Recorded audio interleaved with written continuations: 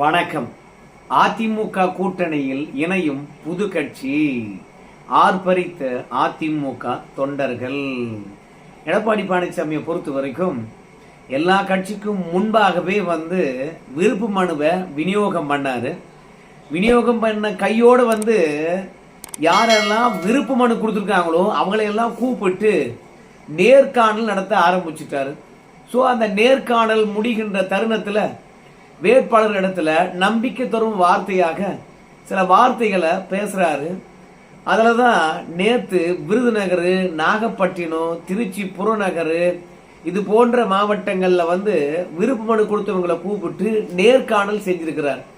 அந்த நேர்காணல் இடையில தான் பாருங்க, அனைவரும் ஒற்றுமையா சேர்ந்து கட்சியினுடைய வெற்றிக்காக உழைக்கணும். நம்ம கட்சிக்கு இல்ல நம்ம கூட்டணிக்கு 2 நாள்ல புதிய கட்சி வரப்போகுது. அதனால தைரியமா போய் வேலை பாருங்க. அதிமுக தனி பெரும்பான்மையுடன் ஆட்சி அமைக்கும், எந்த விதத்திலும் பயப்படாதீங்க. என்ன ஒண்ணு, உனக்கு தொகுதி கிடைக்கல, எனக்கு தொகுதி கிடைக்கல, நாமெல்லாம் எத்தனை ஆண்டு காலமாக உழைச்சிருக்கிறோம் அப்படின்னு சொல்லிட்டு நீங்க போட்டி போட்டுட்டு இருக்காதீங்க. இந்த தேர்தல் களம் என்பது பரிசோதனை களம் அல்ல, வெற்றி பெற்றாக வேண்டிய கட்டாயத்தில் இருக்கும். அதனால உங்களுடைய ஒத்துழைப்பு இல்லைன்னா, உங்களுடைய விட்டு கொடுக்கின்ற மனப்பான்மை இல்லைன்னா ஒருபோதும் கட்சி வெற்றி பெற முடியாது. கட்சி வெற்றி பெறவில்லை என்றால் அடுத்த தேர்தலுக்கு நானும் இல்லை, நீயும் இல்லை. அதனால கட்சி சார்பில் யார வேட்பாளராக நிறுத்தினாலும் தயவு செய்து களத்துல இறங்கி வேலையை பாருங்க. ஒவ்வொரு முறையும் அதிமுகவுக்குள்ள உட்கட்சி பூசல் வரும். அம்மா காலத்திலும் அது இருந்தது. ஆனா அவற்றை எல்லாம் பெரிதுபடுத்திக்கிட்டு நம்ம வேலை செய்யாம இருந்தது கிடையாது. 2021 இப்படித்தான் எனக்கு கிடைக்கல, உனக்கு கிடைக்கலன்னு சொல்லிட்டு பல பேர் வேலை செய்யாம விட்டுட்டீங்க. அப்படி வேலை செய்யாம விட்டதனுடைய காரணம் தான் நாம 53 ஓட்டு, 200 ஓட்டு, 110 ஓட்டு, 1000 ஓட்டு என்று சொல்லிட்டு சென்னை போன்ற இடங்கள்லாம் நம்ம குறைவான வாக்கு வித்தியாசம் தோத்துட்டோம். ஆனா இந்த முறை எனக்கு கிடைக்கல, உனக்கு கிடைக்கல என்ற விஷயமானது இல்ல, ஆதங்கமானது, ஆர்ப்பாட்டமானது தயவு செய்து பொது வெளியில வரக்கூடாது. வேட்பாளராக யாரை அறிவிக்கிறனோ அவங்களை பற்றியான தவறான தகவல்கள் இருந்துச்சுன்னா நேரா நீங்க தலைமைக்கு வரலாம், என்னையே சந்திக்கலாம். ஏன் வேட்பாளராக அவர் இருக்கக்கூடாது என்பதற்கான ஆதாரபூர்வமான விஷயங்களை கொடுங்க. அதற்கு பிறகு நாம வேட்பாளரை மாற்றுவோம். அதிமுகவில் வேட்பாளர் மாற்றுறது ஒன்றும் பெரிய கம்ப சூத்திரம் கிடையாது. பல முறை வேட்பாளர்கள் நாம அறிவிச்ச பிறகு கூட மாற்றி இருக்கணும். அதனால அதிருப்திகள் இருப்பின் தலைமை கிட்டதான் பேசணும். நம்ம கட்சி சோதனையான தருணங்கள்ல கூட நாமெல்லாம் ஒற்றுமையா இருந்திருக்கிறோம். ஆனால் அந்த சோதனையெல்லாம் கடந்து நாம வெற்றியை நோக்கி போய் கொண்டிருக்கின்ற இந்த தருணத்துல தயவு செய்து உட்கட்சி பூசல்னால தொகுதி கிடைக்கல என்ற எண்ணத்தினால தயவு செய்து வெற்றியை தவற விட்டுடாதீங்க. நேர்காணல் முடிஞ்சு போச்சு, கண்டிப்பா எனக்கு தான் சீட்டு கிடைக்கும் அப்படின்னு சொல்லிட்டு ஒவ்வொருத்தரும் களத்துல இறங்கி வேலை பாருங்க. யாரோ ஒருத்தருக்கு தான் சீட்டு கிடைக்கும், ஆனால் நேர்காணலுக்கு வந்திருக்கீங்களே உங்களுக்கு தான் கிடைக்க போகுது அப்படின்னு சொல்லிட்டு களத்துல இறங்கி வேலை பாருங்க அப்படின்னு எடப்பாடி பழனிசாமி எல்லோரிடத்திலும் அறிவுரை சொல்லி இருக்கின்றார். இப்போ எல்லாரும் என்ன சொல்றான்னு கேட்டீங்கன்னா, எடப்பாடி பழனிசாமியை பொறுத்த வரைக்கும் நம்ம கூட்டணிக்கு இன்னொரு கட்சி வரப்போகுது அப்படின்னு சொன்னா பரவாயில்ல, ஆனா நம்ம கூட்டணிக்கு ஒரு புது கட்சி 2 நாள்ல வரப்போகுது அப்படின்னு சொல்லியிருக்கிறாரு. அந்த புது கட்சி யாரு?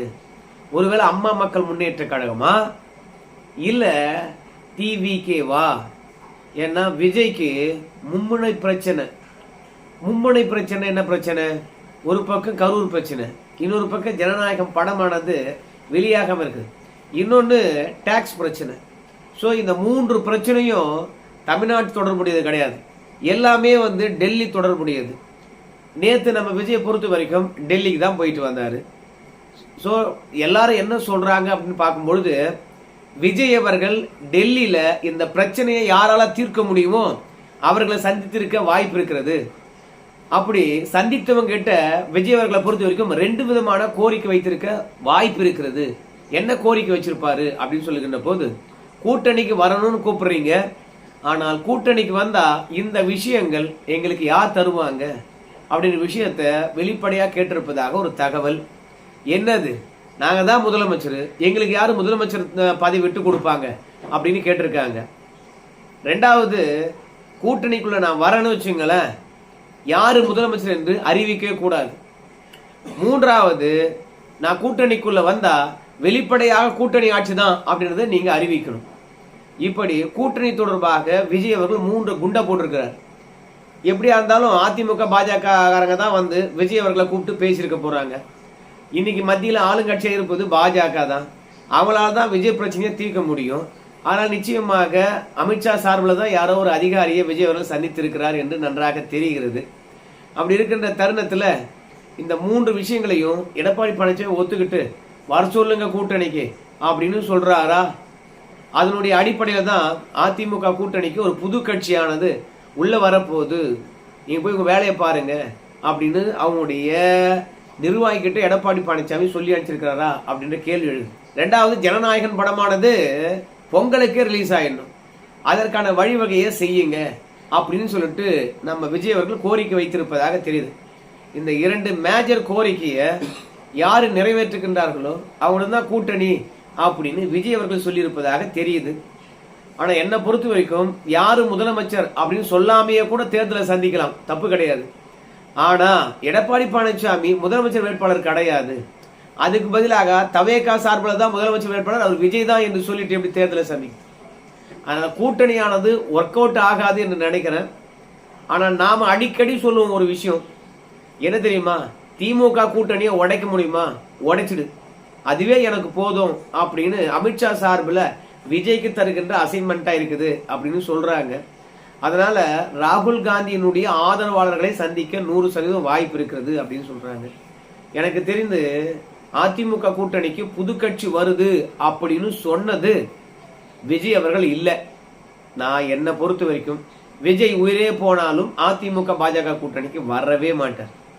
வந்தாருன்னா அரசியல் களத்தில் அவரு அவுட். மீண்டும் நாம் தமிழர் கட்சியானது வீறு கொண்டு எழுந்து வந்துடும். மாற்றத்துக்கான ஒரே கட்சி நாம் தமிழர் கட்சி தான் என்று அடையாளப்பட்டுடும். திமுக வேணா அதிமுக வேணா என நான் தான் வந்திருக்கிறேன், களத்திலே இல்ல அதிமுக அவனுடன் கைகோர்ப்பதா அப்படின்னு சொல்லிக்கிட்டு இருந்தவர் இப்ப கூட்டணி போட்டாருன்னா நாம் தமிழர் கட்சி மட்டும்தான் களத்துல. அதனால பாஜகவுடன் கொள்கையை சமரசம் செஞ்சுக்கிட்டு நாம் போய் இணைவதா அப்படிலாம் கேட்க போறது கிடையாது. ஆனா நாம் தமிழர் கட்சிக்கு புதிய ஒரு வாய்ப்பை கொடுத்துட்டு மீண்டும் பழைய குட்டையில போய் விஜய் அவர்கள் ஊறினார்னு வச்சுங்களேன், அதுக்கப்புறம் வேலைக்கு ஆகாது. அதனால என்னை பொறுத்த வரைக்கும் டிவிக்கே அதிமுக கூட்டணியில வரல வரல வரல வரல. ஏன்னா யாராவது வந்து எங்கேயாவது உழைப்பிட்டு இருப்பாங்க, விஜய் வந்து பாத்தீங்கன்னா அதிமுகவுடன் கூட்டணி வைக்கிறார் அப்படின்னு சொல்லிட்டு இருப்பாங்க, அவர் வரல, விட்டுரும்.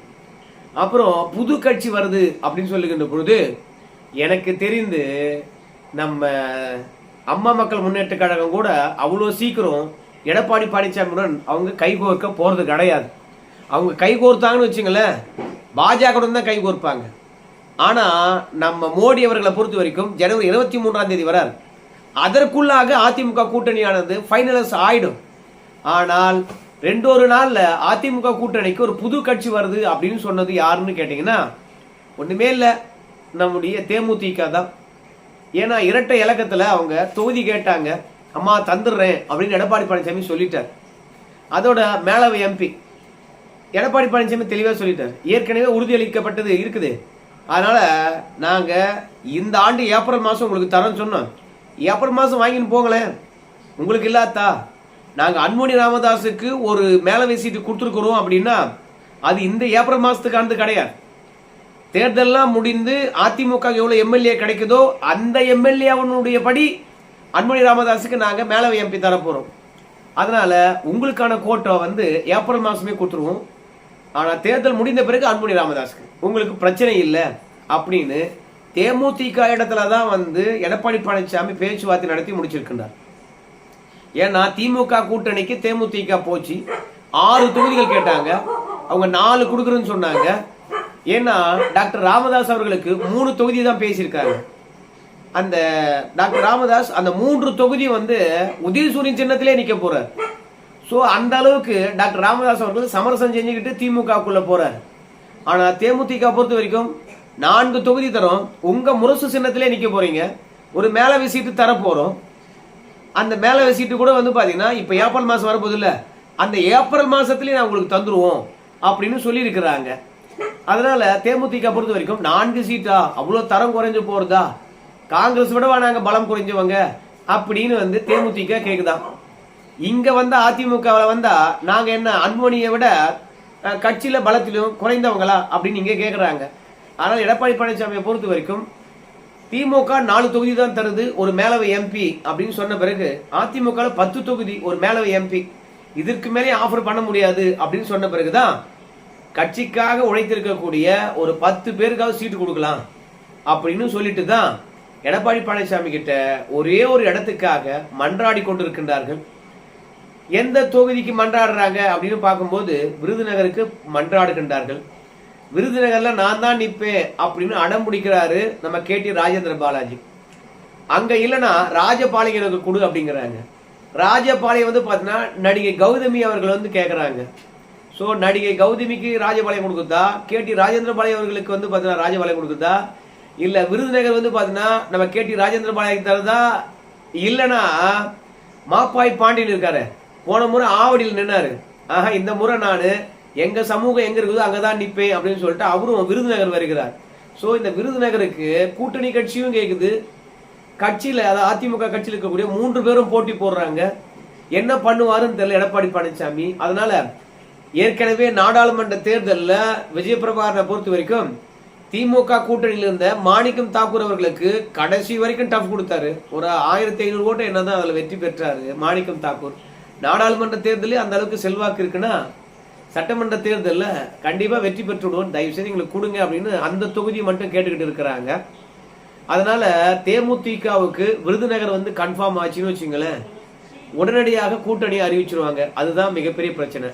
ஆனா என்ன ஒரு பெரிய தலைவலின்னு கேட்டீங்கன்னா, கட்சி நிர்வாகிங்க அத்தனை பேருமே திமுகவுக்கு தான் போனோம் அப்படின்னு சொல்லிட்டு திரிகிறாங்க. விஜயகாந்த் இருக்கிற வரைக்கும் திமுக தீய சக்தியா இருந்தது. ஆனா பிரேமலதா விஜயகாந்த் வந்த பிறகு திமுக தான் நேச சக்தி, அதிமுக தான் விரோத சக்தியா மாறி போச்சு. அதுக்கு ஒண்ணுதான், சீமான் தான் அதுக்கெல்லாம் காரணம், வேற எவனுமே காரணம் கிடையாது. இப்ப வைகோ அவர்கள் திமுகவுடன் போய் தஞ்சம் அடைந்ததுக்கு காரணம் சீமான் தான், வேற யாருமே கிடையாது. ஏன்னா தமிழர்களுக்கு தமிழ்நாடு, தெலுங்கர்களுக்கு ஆந்திரா தெலுங்கானா, அங்க போங்கடா இங்க தேவலடா அப்படின்னு தெளிவா பேசுறாரு. ஏன்னா இங்க இருந்தீங்கன்னா வாழுங்க, உங்களுக்கு முன்னுரிமை வழங்கப்படும், ஆனா தமிழர்களுக்கு சிறப்புரிமை வழங்கப்படும். புரியுதுங்களா? தமிழன் தான் ஆளுவான், நீங்க அமைச்சரா கூட இருந்துட்டு போங்க அப்படின்னு சொல்லிவிட்டு எல்லோரும் வாழ்வோம், ஆனா தமிழர்கள் மட்டும் ஆளுவோம் அப்படின்னு சொல்றதுனால இப்ப பிரேமலதா விஜயகாந்தை பொறுத்த வரைக்கும் நாமளும் தெலுங்கு, ஸ்டாலினும் தெலுங்கு, நம்ம அங்க போலாம் அப்படின்னு சொல்லிட்டு ஒத்த கால் நிக்கிறார். வைகோ அவர்களை பொறுத்த வரைக்கும் ஸ்டாலின் தெலுங்கு, நம்ம தெலுங்கு, அங்கதான் போகணும் அப்படின்னு சொல்லிட்டு எல்லாவற்றையும் சமரசம் செஞ்சுக்கிட்டு அவர் அங்க போக தயாரா இருக்கிறார். அதனாலதான் வைகோ பொறுத்த வரைக்கும் நாங்க கூட்டணியில இருந்தாலும் அதிக தொகுதி கேட்டாலும் நாங்க ஆட்சியில பங்கு கேட்க மாட்டோம், எங்களுடைய உயரம் என்னன்னு எங்களுக்கு தெரியும் அப்படின்னு சொல்லாம சொல்லி ஆட்சியில பங்கெல்லாம் கேட்க மாட்டோம், நாங்க திமுகவுக்கு நெருக்கடியெல்லாம் கொடுக்க மாட்டோம் அப்படின்னு தெளிவா சொல்லிட்டாரு. திமுகவுக்கு நம்ம வைகோ அவர்கள் தரப்போகின்ற நெருக்கடியே பாத்தீங்கன்னா பெரிய பிரச்சனை உருவெடுக்க போகுது. ஏன்னா 4 தொகுதி வாங்கினா கூட நான் தனித்து சின்னத்துல தான் நிக்க போறேன் அப்படின்னு வைகோ சொல்ல போறேன். ஸோ அந்த 4 தொகுதியும் அதிமுக அப்படியே அள்ளிடும். சென்ற முறை வைகோ ஜெயிச்சாங்க, காங்கிரஸ் ஜெயிச்சது, அதனுடைய கூட்டணி கட்சிகள்லாம் ஜெயிச்சாங்க. ஆனா இந்த முறை யாரையும் வெற்றி பெறக்கூடாது, கூட்டணி கட்சிகள் எங்க நிக்குதோ அதைத்தான் நம்ம முழுசா வெற்றி பெறணும், அதுதான் நமக்கு இலக்கு இலகுவா இருக்கும் அப்படின்னு சொல்லிட்டு அதுக்கு தான் தனி அசைன்மெண்ட் கொடுத்துருக்குறார். அதனால திமுக பாத்தீங்கன்னா அதிமுக ஈஸியா வெற்றி பெற்றலாம் அப்படின்னு நினைக்கின்ற போது அதுக்கு நடக்காத ஒரு சிம்ம சொப்பனமாக பெரிய தடையாக குறுக்கே நிக்கிறவரு நம்ம விஜய் அவர்கள் தான். ஏன்னா எல்லா கருத்து கணிப்பிலும் பாத்தீங்கன்னா திமுகவுடைய வாக்கு சதவீதத்தை 15 நம்ம விஜய் அள்ளிக்கிட்டு போயிறார். அதனால பாரம்பரியமாக திமுக வருகின்ற வாக்கு டம்மாலு. சோ அப்புறம் இயல்பாகவே திமுக தோக்குது. அதனாலதான் திமுக கூட்டணியில் இருக்கக்கூடிய எல்லா கட்சிகளும் இந்த முறை தோக்க போகுது, விஜய் ஓட்டை பிரிப்பதனால, அவர் கட்சிக்கு அள்ளிக்கிட்டு போறதுனால. அதனால அதிமுக பொறுத்த வரைக்கும் திமுக கூட்டணி கட்சிகள் இந்த முறை ஒண்ணு கூட ஜெயிக்க கூடாது அப்படின்னு. 2வது, கூட்டணி கட்சிகளை பொறுத்த வரைக்கும் எல்லாமே திமுகவை வெறுப்பேது. அதனால அவனுக்கு எவனும் வேலை பார்க்காதீங்க, நம்ம வெற்றியை மட்டும் பாருங்க அப்படின்னு திமுக வேற கூட்டணி கட்சிகளுக்கு தனி அசைன்மெண்ட் கொடுத்துருக்கு. அதனால இந்த முறை கூட்டணி கட்சிகள் படுதோல்வி அடையும். அதிமுக எடப்பாடி பழனிசாமி சொல்ற மாதிரி தனி பெரும்பான்மையுடன் வெற்றி பெறும். ஆனா தவேகா அதிமுக கூட்டணியில வரும் அப்படின்னு எவனோ சொன்னான்னா அது முட்டாள்தனம். கண்டிப்பா தேமுதிக தான் 2 நாள்ல பாத்தீங்கன்னா அதிமுக கூட்டணிக்கு வருது. கண்டிப்பா என்னைக்கு வரும்னு நினைக்கிறீங்க? புதன்கிழமை வரும், கவலைப்படாதீங்க. இது வரைக்கும் பார்த்தவர்களுக்கு நன்றி. இன்னொரு நல்ல வீடியோவில் சந்திக்கிறேன். பிடிச்சிருந்தா லைக் பண்ணுங்கப்பா, கூடவே சப்ஸ்கிரைப் பண்ணிக்கோங்க. அப்பதான் வீடியோ உங்களை சேரும். நன்றி.